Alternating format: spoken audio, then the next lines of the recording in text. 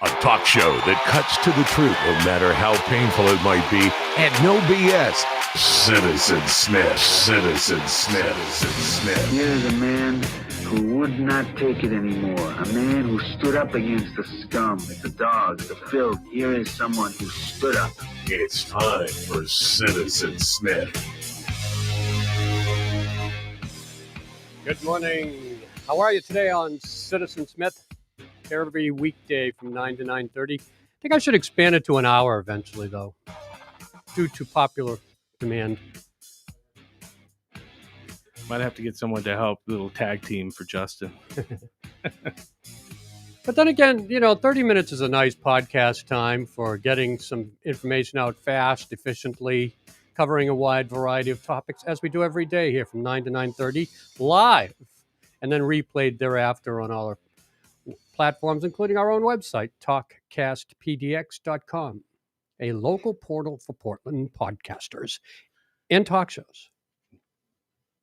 We're expecting Roderick Givens to be joining us shortly. He will be the guest today, talking about money matters in life. He's also written a book, which I will show you when he enters right here. But first, let's just touch upon some news coming out. I saw this yesterday. Everybody's covering it. All the local news outlets, national news outlets. The Johnson & Johnson vaccine. They have been doing studies, and they released their findings Tuesday, with participants doing a second shot in 10 countries, including the U.S., as well as Brazil. Here we go. Germany, Colombia, France, the Philippines, South Africa, Spain, the UK as well. So they did quite an extensive testing here, studying the results of a 2-dose regimen of the vaccine in 32,000 people aged 18 and over. And the results proved that participants with the double-dose vaccine for the coronavirus provided participants with 100% protection against severe or critical COVID-19 at least 2 weeks after the second shot. That's pretty damn good. You can't get any better than that. The single dose is showing that it's 66% effective at protecting people from moderate to severe COVID-19. Didn't seem to mention the Delta variant, but they were saying it was a one-shot deal with Johnson & Johnson. It's not a one-shot deal. It's a 2-shot deal. They also said 94% protection against the illness. So that's more the accurate number, I think. Second dose 2 months after the first. Single dose. Now there's some mixed numbers here, saying 79% effective against infection, 81% effective against hospitalization related to COVID-19 for the first shot. Single dose. But they overestimated that protection, didn't they? Given some time to look back, when they started, it was like, you only need one of Johnson & Johnson. Now, a year later or so, you need 2 for excellent protection, as we learn as we go with this virus. One thing I think we all should learn is, don't believe what you hear the first time around. Be skeptical, be apprehensive, and wait for data to come out about shots, effectiveness, and variants as they come out. Change the scenario as well. They're talking about another variant that's floating around out there, but has little so far made its way into the general public. Have you heard about this one, Justin? There's a third variant floating around. That's how the Delta variant started. Floating around out there, really didn't make it into the general public. Now they're keeping an eye on another variant. So we'll keep an eye on it, as we always do. And also, I would just like to talk a little bit about, I just want to mention this one story I came across Whenever I see stories in cities that I used to live in and do a talk show, one of them being Fall River, Massachusetts. And this one doesn't surprise me because Fall River has always had issues with corruption in government, bad leadership.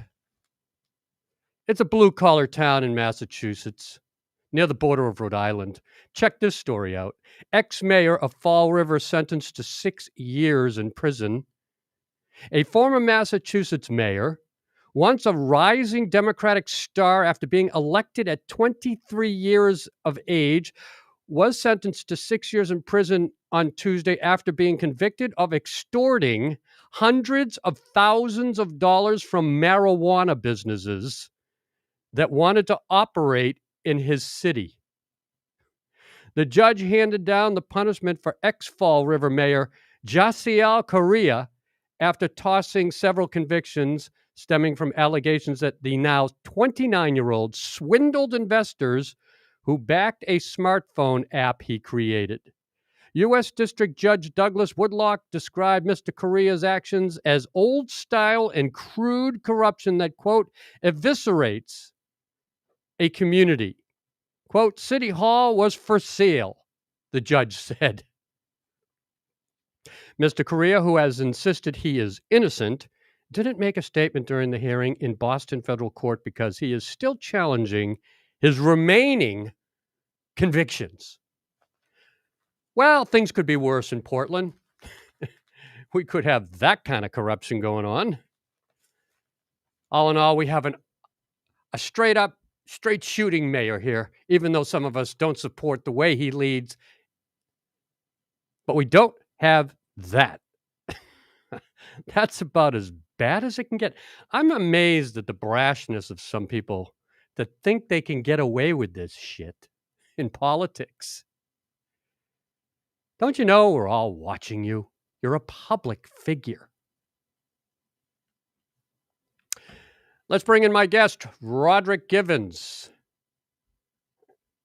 Roderick, please sit down. Where's he at? He's Oh, right he's here. right there. A handsome, dapper gentleman who has written this book, The Most Valuable Wedding Gift. There it is. Nicely done. Roderick, welcome to the show. Set you up here a little bit. All right. Thank you very much. I appreciate you having me. So, you're a money man. Give us your background. Money would be a part of it, but I've worked in the financial industry for about 24 years. And in the last 3 years, I've noticed that there's a gap in talking about personal finance and really focusing more on partnership finance. Mm-hmm. And that includes the behavioral and the communication component. And that's what this book is about. A guide to partnership finance through money conversations. What does that mean? Well, we find that there are professionals in various fields when it comes to the stock market, real estate, insurance, what have you. But 99% of the time, people are making decisions outside of professionals. In addition to that, many of us, whether it's in a legal partnership like a marriage or living together, spouses, or parents and children, they're making their financial decisions. So this is more of a roadmap to help them identify areas where they can have a solid foundation. I basically give them questions that they should ask. It's nice to have questions to ask before you get into the answers, and ultimately go to the professionals with those specific needs and build a kind of a game plan on what you have, where you want to go, and how you're going to get there. Money advisor, financial advisor, right? I have run a registered investment advisory firm. Yes. But that's what most families and individuals and married couples need as they accumulate wealth. Do you have to get to a certain point financially where you can actually be concerned about this, or does it happen right off the bat, you should be considering this no matter what your income level. Yeah, the idea with this book is there is not a income level that is needed, but I think there are pillars that are helpful so people can build their foundation, whether it's buying a house, whether it's continuing their education, how do you fund your continuing adult education, whether it's starting a business, whether it's retirement.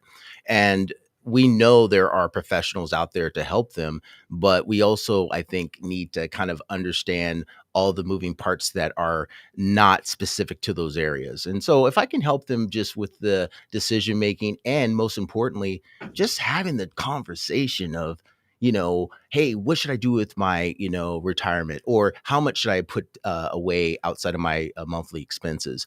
I would like to have them at least start the conversation before it gets contentious and obviously problems arise. Contentious, even with married couples. With everyone. It's a challenge with everyone, right? Well, as a married couple, isn't everything joint? No, and I mentioned that, right? I mentioned that, and it's a state by state decision. The reason why I put this as a wedding gift, because I want people to have these at the beginning of this life changing event, whether it's, they have a big wedding or a small wedding. The reality is you move from individuals who are living together to partnerships. I think that there are a lot of things that we just don't know. And so this at least starts the conversation of, here are some things that you want to be at least aware of, both partners, and then they can at least move forward together. Mm-hmm. So in your experience, are married couples ill-prepared for this change of life financially, where once it was an individual, now it's a couple?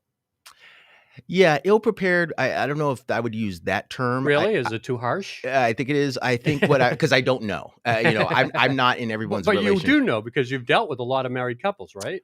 I've dealt with some, but think about how many households there are and how many households I've dealt with. Those two numbers are different. So it'd be, I think that would be aggressive for me to say that they are ill prepared.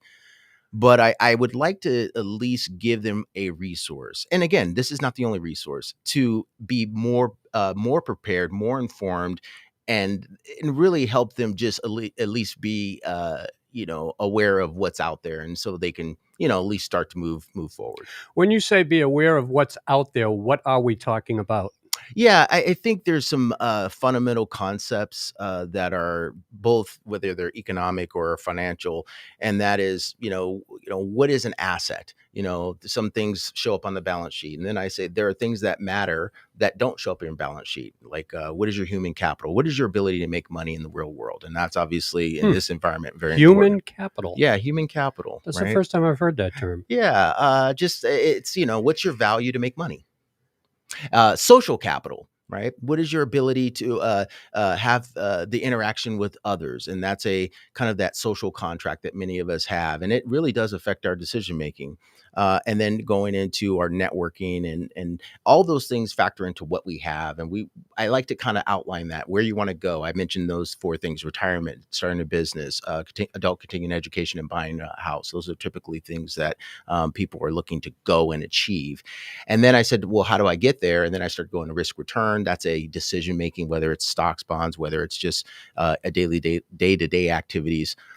Going through the various vehicles and not going into them to the effect of everything about them, but understand they're a component. Mm-hmm. But the third level, which is I think important, and a lot of even financial people don't really take into consideration, is we're not looking at these in individual lanes. We're looking at this as a aggregate. And I use the analogy of cooking. It's in chicken noodle soup, you can have greatest chicken the meat, but then there's all the other components that make the chicken noodle soup. And that's the idea of diversification. And so I like to kind of build those concepts so people can understand them outside of just a technical term of 401k, IRA, and budgets. Roderick Givens, Givens, last name. Let's just correct that. And let me ask you a little bit more about your background. How Sure. did you enter into this field? It seems almost like you're taking a sociological approach to financing as well as economical. Give me a background in how you gravitated to this Yeah, this point this in your life? exactly. I started as a financial analyst, so I was running the numbers for institutions, having a pretty broad concept of where these individual investments came from. I then went on the sales side. I was selling investments, but to be honest with you, I wasn't a salesman. I literally would understand these concepts, but at a certain point, I just said, it's not that important. What really matters is how their behavior really dictated their success. And I found that when I was working with successful households and then people who had challenges. Typically, it wasn't the choice of stock A versus stock B. It was lifestyle decisions that they were making outside of the investments. And then I realized as I was looking at the various platforms, everything was focused on just one person. But again, half of us are making decisions in a partnership. So that kind of dovetail into this. Okay, what can I do to focus not from necessarily a faith-based organization or faith-based or a pure marriage counseling, marriage therapy, but how can we give them a understanding of these important financial concepts, but round it out with, at the end of the day, it's your behavior. And at the end of the day, it's your communication that really will dictate your success level. So it's been an evolution. The industry has evolved. I think I've tried to take it to the next level by not only including behavioral finance, which is a field that's grown in the last couple of decades. Behavioral Yeah, finance. behavioral finance. Another term I haven't heard. Yeah, it's a combination of economics, finance, and then the field of psychology and behavior. Wow. Yeah. So this is kind of a new field, as you mentioned, 10 years. But prior to that, how did we make decisions compared to utilizing that? Well, typically, it was a one decision making. There was one person making a decision. The man in the house. I did. Well, Yeah, let's go back. yeah, It was the man in the house yep, making the decision exactly. in the old school days. Yep, I would agree. And so now we have a different dynamic, and I think I'm addressing that and saying, if we're talking about people coming in with stuff, I mean, people are getting married later.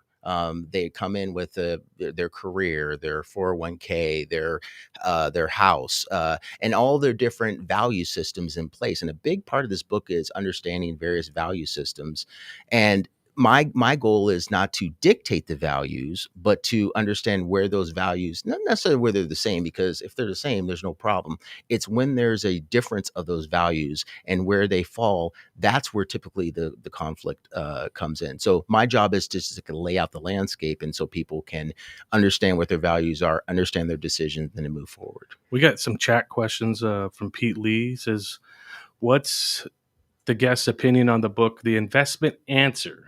I guess there was an interview on NPR with the author. Have you heard of that book? I have not. Unfortunately, I have not. Okay. Well, Pete, why don't you call in and offer us the background on that book? Pete's a pretty intelligent guy, likes to participate in the show a lot. And we are a live show right now with phone lines open and chat lines, but our audience is developing in that area. Okay. But eventually, if we do more talk like this would be a great forum where people can actually ask you questions. Okay. But let's talk a little bit about the dynamics of a relationship in a marriage before the man made the decisions. Now we have a more mutual relationship for the financial decisions that people make. And in some respects, women now make more money than the man and may dictate the decisions in the family. We are at that point. There's a shift going on. Definitely. And you've seen it, I'm sure. Absolutely. So then you have one person making more money than the other. In this case, it might be the woman. Does the man feel, with his instincts as I'm the man, right, want to step in and say, look, I know she's making the money, but I should have a say in this. And then she'll be like, well, look, I'm the one that really knows what's going on with our finances. Right. Do you run into that conflict? Yeah, I think it does vary. There's a difference of, and I mentioned this in the chapter, it's joint versus separate accounts and how people make their decisions. But people are bringing their income into the household. And then the question is, what is allocated towards the partnership, things that both people enjoy? Then there's stuff that one person enjoys, the other person enjoys. So how do you kind of allocate your resources towards that? So there's one is who's bringing the money in. The second part is who has the acumen, who understands these concepts, not individually, but also how they kind of connect together. Because it's not just short-term decisions. We're talking about things that affect what's going on the next year, the next 3 years, the next 5 years. And so my goal is to kind of give them a broader broader picture, not just what's going on with the monthly budget, what's going on with, credit scores and debt. It's how does this fit in the overall picture and how people can work together, again, as a partnership while still maintaining their individual value systems. There's a lot of generalizations going on in those statements. Individual maintaining their individual Values. So what exactly is an individual value? I'll give you an example. It's common of if you have children, should you pay for a child's education, college education? There are some people who will say, "Hey, I don't want to take that onus on. They're responsible because." No. Yeah. Come on. This is your offspring that's going to spread your genes further into society. Right, Don't right. most people almost automatically assume that responsibility? It varies. I call it varies like drugs in the Wow. alley. So what I see is people. Is that because of a financial limitation or a personal choice? It could be either. Yeah, it does depend, right? I think what I'm getting at is people have different ways they can look at decisions. Or let's say it's a purchasing a house. Who pays for the mortgage? And there's these traditional, thoughts and kind of values that may disconnect because maybe the one person makes more, but then they don't feel they have a obligation to take on the responsibility of the mortgage. And there's a lot of things. If you make more, you should take on the responsibility of the mortgage. Well, I think there's some people who might disagree with you on that. But so my point is, the mortgage may not get paid if you don't come to that decision. again, you would be surprised. I'm your person there. Right. Look, at my wife makes $85,000. I'm making $35,000. Right. I mean, she's got to kick in more, right? You'd be surprised. I think there's a lot of things that you assume that both people are on the same page. And when you dig down, you understand that there are different expectations. And that's the whole point of this, is to put them on the table. Hopefully, when not everybody's in a bad situation, there's not a huge conflict. Let's talk about some of these things that are maybe we thought we understood, but let's put them in writing. Let's be very explicit on what your responsibility is, my responsibility, and going forward, what's responsibility with our family, not only our children, but our extended family. Our parents are getting older. Are we going to take them on? People want to visit for extended periods of time. How long can they stay? These are things that not necessarily financial related, but they absolutely impact the partnership. And so I tried to just start to bring those out into a way that is allowing these people to say, "Oh, that's why I didn't think about that." Let's address them in a way that is, we can work through the solution. Sounds like you're almost a family counselor, a marriage counselor, as much as a financial advisor. You know what's interesting? When I talk about the topic of money conversations, it kind of falls in the cracks between traditional finance and the field of psychology, because it's not just what to talk about, right? That's the financial component, but how to talk about it. People in finance don't tell you how to talk about finance, right? They just say, here's what you need to do. The people in the field of marriage counseling and therapy, and I'm speaking generally because I don't know, generally speaking, they say, hey, you should have a budget, but they don't talk about, retirement. They don't talk about, all the decisions that go into it. They just said, this is how you should talk about it. This is how you should address your feelings and behavior and emotion and communication. So what I'm trying to do is just take these two groups and say, hey, you guys, these people need help. Let's bring them together so we can actually give them real tangible solutions where it's not just one person making the decision and the other person just right along with it. Interesting. Do you have a mentor, somebody who steered you in this direction? I take direction from a lot of people. There's an advisor, Leanne Kramer Strait, and she really guided me on some of these concepts, and she ran her own firm. And I have another a person in the financial field who really identified some of these areas where there was just gaps of behavior. And I've been fortunate to work for firms that have exposed me to these areas outside of just the investments. And I've taken that and run. And I've actually used a designation, the behavioral financial advice designation from Think to Perform, to really delve into some of these topics beyond the investments. In this day and age, marriage failure is over 60%, you could say. Okay. So the dynamic of the financial situation changes drastically when suddenly there's a breakup. Uh-huh. that would probably be the most difficult scenario you have to advise. Well, there's a lot. There's a lot that's involved with that. Blended families are a new dynamic, and they become very, very complicated quickly. So absolutely, it's something that What's a blended family? when you have kids from previous marriages and things of that Oh. nature. So, or you even, I had a conversation actually this morning, believe it or not, where someone was asking me about beneficiaries from a pension versus beneficiaries from a 401k. And there's different rules that dictate that. So we were just kind of walking through that. Wow, it gets complicated. It does. It does. And Do you find yourself getting in over your head sometimes? well, I think I'm always learning. I think that's the beautiful part. I've been in this, 20 some odd years, and I like to say I'm a 20/20 guy. I've have 20 plus years of experience. Hopefully I can be in this industry for another 20 years, but it involves legal aspects. It involves accounting, it involves insurance, it involves investments, it involves behavioral components. So there's a social aspect. There's a lot of things that come into this, but my goal is not to be an expert, but my goal is to understand how this fits into the decisions that people are making on a day-to-day basis or on a periodic basis, and hopefully make it easier to understand and incorporate it into what they're doing. We got Pete on the line with a phone call. All righty. Pete Lee, welcome to Citizen Smith. Here he goes. Oh, you need we need headphones for Roderick here. Oh. Want to grab those over there so we can hear Mr. Lee? Hold on there, Pete. We're talking to Roderick Givens, the author of The Most Valuable Wedding Gift. When did this book come out? I published the digital version in October last year and the soft copy in December of last year. Nicely done. I always admire somebody who can put together a book, especially something this complicated. Thank you. All right, Pete, what's on your mind? If I recall correctly, the number one cause or trigger for divorce is disputes about money or troubles with money. So it seems like, hearing these stories about people who are having divisive conversations while married about money, what would your guest, who's done a really wonderful job on the show, by the way, today, thank you. what would your guest advise that people talk about before they get married as it pertains to finances? The question was, what should they talk about before they get I married? guess what considerations should they have financially before they get married? Like, we're engaged. Do you engage in financial talk then? Yeah, It's a little premature, isn't it? There's a lot of love and passion then. right. Isn't that our focus?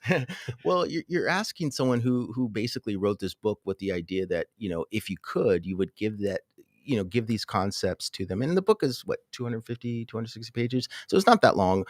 I would give that to them in the beginning. So this is a engagement present. Well, here's the challenge.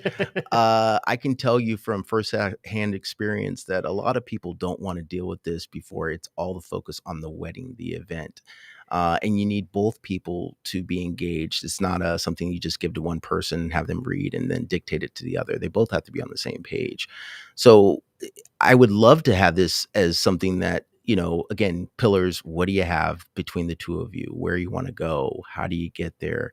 Understand your communication, understand your behavior. And frankly, just addressing the elephant in the room, that money is a very taboo topic. I mentioned it's more taboo than sex, politics, race, religion, and gender. It's people would.